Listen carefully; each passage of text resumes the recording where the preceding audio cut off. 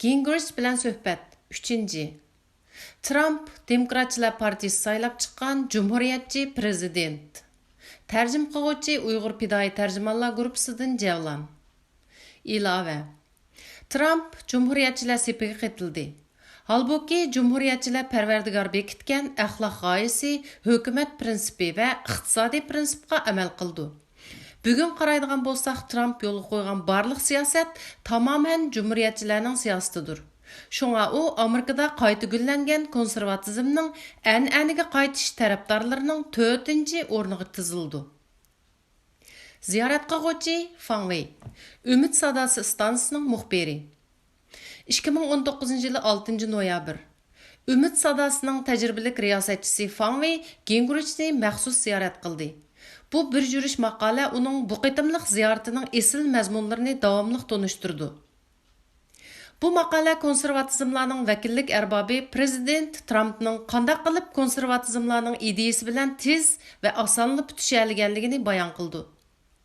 Trump bo'lsa Demokratchilar partiyasi saylagan Cumhuriyetçi prezidentdir. Amerikada qayta gullangan konservatizmning 4-vakili hozirgi prezident Donald Trump. Ammo saylan mezgilda va Trump taxtga chiqqan dastlabki chaqlarda ko'plagan kishilar Trump rostilla konservativlarga tavamu deb savol qo'yishgan. Chunki men bu sohada nurg'un zotlarni ziyorat qildim. Mundaq qilday, Trump demokratchilar saylab chiqqan Cumhuriyetçi prezident. Chunki demokratchilarning so'lchil siyosati aslida demokratchilarni qo'llaydigan ommani, ya'ni Amerikaning o'rta g'arbiy qismidagi ko'k yoqiliq ishchilarni to'liq umidsizlantirib etgan edi. Trump bo'lsa ular bilan suhbatlashdi. 2016 yildagi saylamda Trumpni Cumhuriyetçilarning hammasi safarbarlikka kelib saylab chiqqan emas. Balki demokratchilarga moyil, ammo uni saylab chiqdi. Ish ching'i chiqsa aksiga qaytadi degan shu. Amerikaliklar shu vaqtda bo'ldi bas, debla Trumpga bilet tashildi. Shuning bilan Trump Oqsaroyga kira oldi. Trump Oqsaroyga kirgandan keyin Cumhuriyetçilar bu nim bo'g'ini, biz konservativ bo'lgandimi eng konservativ birisini prezident qilib saylabdiq-ku deyishdi. Ular Trumpning aslida bundaq odamligini o'ylab boqmag'achqa hayron qilishdi. O'ylab boqayli, Trump aslida demokratchi bo'lib, keyin Henry Ross Perotning Islohot partiyasiga kirgan. Halbuki ko'pchilik uni savdogar deb qaraydi. Savdogarlarning hammasi fursatparast keldi. Trump demokratchi nomzodlarga, Cumhuriyetçi nomzodlarga pul iyoni qilgan. Ya'ni kimli bo'lsa iyoni qilavergan. Oldiga nima kelsa yeyavergan. Shunga u prinsipga qaramaydigan fursatparast, ammo u nemishqa prezident bo'libla sepi o'zidan konservativ bo'lib ketdi. Mana bu konservativlarni gangirtib qo'ygan masala. Gingrich Trumpning konservativlar bilan tezli tutishib qolishining sababini tushuntirdi. Men Gingrichning so'zlaridan ikki sababni yakunladim. Uning deyishicha, birinchidan, Trump umr bo'yi savdo qilib keldi. O'zi noit aqlliq. Xalq ra'yi va aqliy hissiyotini bek tushundi. Ya'ni u turmushga pishiq, puhralarning nima o'ylaydiganligini biladi. Jamiyatning haqiqiy ahvolini tegidan kuzatalaydi. Uning nazarida konservativlarning siyosati oqadigan siyosat. Obama vakilligidagi liberal siyosat oqmaydigan siyosat. U buni his qilgan ham ko'rib yetgan. Ikkinchidan, Trumpning yeshi cho'ng, 70 yoshga kirdi. U Goldwater'dan boshlangan Amerika konservatizmining gullanishini boshdan kechirdi. Shundaqla Amerikaning davlat prinsipini biladi. U boshlang'ich maktabda o'qiyotgandila bu davlat qurilgandagi prinsiplarning nima ekanligini biladi. Aniq aytsak, u ota-bobolarining bu davlatni nemishqa qurganligini bilib, ondan huquq tutgan prezident. Shunga ularning yo'lini tutadi. An'anaga qaytadi. Yana kelib u necha 10 yildan beri bu davlatda nemining oqadigan, nemining oqmaydiganligini obdan biladi. Gingrichning aytishicha, mana bular Trumpning konservativlar bilan tezli birlashib ketishining sababi. Trumpning Amerika konservativlariga bergan javobi. Sizlar oxiri o'z prezidentinglarni topdinglar. Ammo mening yana ozroq o'xshamaydigan qarashim bor. Gingrichning yuqorqi ikki nuqtasiga qo'shilaman. Shundaqdimi uningga qistirib qo'ydigan nuqtam bor. U nima deganda, sizlar Trumpning gapiga obdan diqqat qilsanglar, 2010 yildan ilgari u mayli kim huquq beshiga chiqsin yoki qaysi partiya g'alaba qilsin, u o'zi bo'ladi deb qaraganning hammasiga pul iyoni qildi. 2010 yildan keyin u demokratchilarga 1 sentmi iyoni qilmay, hammasini Cumhuriyetçilarga atadi. Yana bir qiziqarli ish shuki, 2007-yili Amerika konservativlar harakati yig'ini CPAC-ga qatnashgandim. Bu konservativlarning yillik cho'ng yig'ilishi edi. Shu chaqda yig'inga 3000 odam qatnashgan. Buning ichida 1000 bola bor. Ular ballarını elib kelib, sizlar bizga әгішіп, Amerika an'anasiga varislik qilinglar deb tarbiya berdi ekan. Shunga ballar bilan qetilib 3000 odam degan gap. Trumpmu keyin bu yig'inga qatnashdi. U so'zlashga taklif qilinuvchilarning biri bo'lsa-mu, ularning ichidagi odam emas edi. Chunki u faqat savdogar bo'lib, konservativlarning falsafasi yoki programmasini so'zlamaydi. U huquq tutgan 2-yildan bugungacha CPAC-ning yig'inlariga har yili qatnashib keldi. Ilgari bu yig'inlarga prezidentning kelishi oson emas edi. Bak bo'lsa muavin prezidentni avatib qo'yib ishini tugatdi. Trump taxtga chiqib, birinchi qitim u yig'inga qatnashganda, "Sizlar oxiri o'z prezidentinglarni topdinglar" dedi. Bu nima degani? Chunki Trump ularning 2007-yildagi ahvolni ko'rgan bo'lib, ularning naqadar ichki pushib yurayotganligini his qilgan edi. 2007-yili kichik bosh prezident edi. U o'tirg'i chiqib so'zlaganda ko'pchilik bir yoqdan anglab, bir yoqdan afsuslanib, "Mushumi bizning prezidentimiz bo'ldimi?" deyishgan edi. Shunga Trumpning u gapni deyishi ularning ko'ni hasratiga bergan javobidir. Sizlar o'z prezidentinglarni zarqib kutgili bak uzun bo'lib ketdi.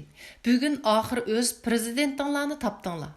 Gerçi xaloyiq u chaqda Trumpni bizning odam deb jazmlashtirib ketmasimi, Trump o'zini "Men sizlarning odaminglar" deb bekitib bo'lgan edi.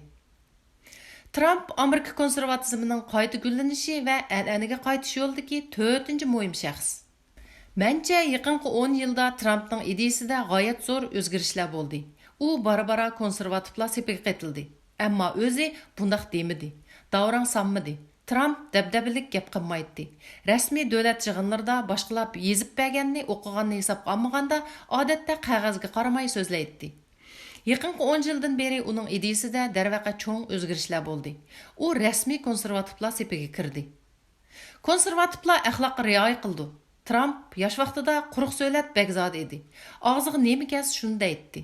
Deydiganlar bo'lsa-mu, hozir qiyirib qolgandimi uning shu ishlarini tutib olib, bu odam qandaqsiga davlatimizga rahbarlik qila oladi, u cho'qim yaxshi prezident bo'la olmaydi deydiganlar chiqsa-mu, o'qituvchilar buningdan foydalansimi, uning oxirgi umrida haqiqatan zo'r darajada o'zgarganligi konservativlar sepiga qaytilganligi amaliyotdir. Halbuki konservativlar tangri bekitgan axloq g'oyasi hukumat prinsipi va iqtisodiy prinsipga amal qildi. Shunga bugun qaraydigan bo'lsak, Trump yurgizgan barliq siyosat tamoman jumhuriyatchilarning siyosatidir. Televizorda chiqayotgan konservativlarning chiroyiga qarab beqing. Bu 2 yilda ularning gulqaqalari xeyli ichilib qoldi. Ular ichida xo'shal. Ular kutilmagan omadga erishdi. Chunki ular Trumpning konservativ prezident chiqib kelishini o'ylab baxmagan edi. Trump konservativlarning Amerikada qayta gullangan konservatizmi va an'anaga qaytish yo'lidagi 4-chi muhim shaxsdir. Kichik hikoya. Gingrich ikkimiz o'xshamaymiz deb Trumpning muavin prezidenti bo'lmaydiganligini aytgan. Men Gingrich bilan Trumpning munosabati haqida kichkina hikoya so'zlab beray. Trump Cumhuriyetçiler arasından prezident namzatı bulup saylanışqa atlanganda, Cumhuriyetçilerden bir qancha danlıq şəxsmi namzat buluş üçün hərəkətlindi. Trump ularning hammasini bosh ko'targizmaydi. Cumhuriyetçiler uningga o'sh bo'lib ketidi, ham hujum qiladi. Cumhuriyetçiler ichidagi oqsoqollar uningga zarba berayotgan, tillayotgan chaqda Gingrich o'tirg'i tushib ko'pchilikni qoyil qildi. Hamda Trumpdek bundaq siyosiy arbobni qo'llash kerakligini aytdi. Keyin Trump prezident bo'lib muavin prezidentni tanlaydigan chaqda ko'pchilik orasida Gingrich Trumpning muavin prezident nomzodligidan biri bo'lg'idek degan gap tarqaldi. U chaqda Trumpning 3 nomzodi bor edi. Gingrich keyin axborot vositalariga mundaq deydi. Shu kunlarda Trump bilan bir qitim birga tomoq yeganda uningga "Sen hech kimga o'xshamaysan, menmi shu? Ikkimiz bir yerga kelsak, boshqalar bizning nima demoqchi ekanligimizni uqolmaydi. Sen çoqum senin gapingni boshqalarga tushuntirib, sen bilan omma orasida ko'riklik rol o'ynaydigan bir odamni muavin prezident qilgin. Shunday qilsang yaxshi bo'ldi. Shunga men sening muavin prezidenting bo'lolmayman dedim. Shunday qilib Gingrich muavin prezident bo'lish fursatini boshqalarga o'tinib berdi. Keyin Mike Pence muavin prezident bo'ldi. Pence muavin prezident bo'lib, bak yaxshi bo'ldi. deydi Gingrich. Uni ko'pchilikning hammasi qabul qildi. Bak yaxshi bo'ldi. Trump bosh qo'mondan Pence uni ko'pchilikka tushundirguchi, ular bak mos keldi. Mana buningdan Gingrichning Trump bilan bo'lgan munosabati va uningga ko'rsatilgan ta'sirini ko'rib olg'ili bo'ldi.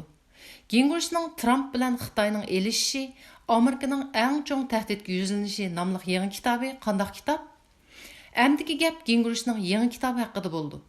Bu kitobning Trumpga bo'lgan ta'sirimi cho'ng. Undaqda bu qandaq kitob?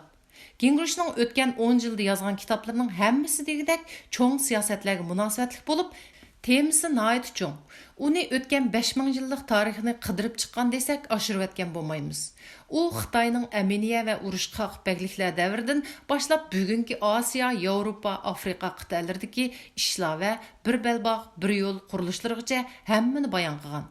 Halbuki uning aytganlari Amerikaning davlat siyosati bo'lib, u bu siyosatni atrofli tahlil qilgan. Shunga bu kitobning nuqtai nazari nihoyat aniq. Mən onun kitablarının axırqı qurulurdan naql elish orqali bu kitobning qandaq kitob ekanligini qisqacha tushundirman. U mundaq deydi. Trumpning bir g'oyasi bor. U bo'lsa-mu Amerikani yanada qudratli qilayli degan g'oyadir. Xi Jinpingning Xitoy g'oyasi bor.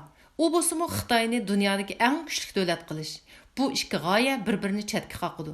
Agar Trumpning Amerika g'oyasi g'alaba qilsa, Xi Jinpingning Xitoy g'oyasi mag'lub bo'ldi. Agar Xi Jinpingning Xitoy g'oyasi g'alaba qilsa, Trumpning Amerika g'oyasi barbod bo'ldi. Mana bu uning tüp nuqtai nazari. Oxirida u ta'kidlab mundaq deydi. Xi Jinping Xitoy xalqiga vakillik qila olmaydi. U faqat birli partiyaga, ya'ni Xitoy Kompartiyasiga vakillik qildi. Amerika bilan Xitoy o'tirsidagi kuch sinishish millatlararo yoki g'arb madaniyati bilan sharq madaniyati o'tirsidagi kuch sinishish emas.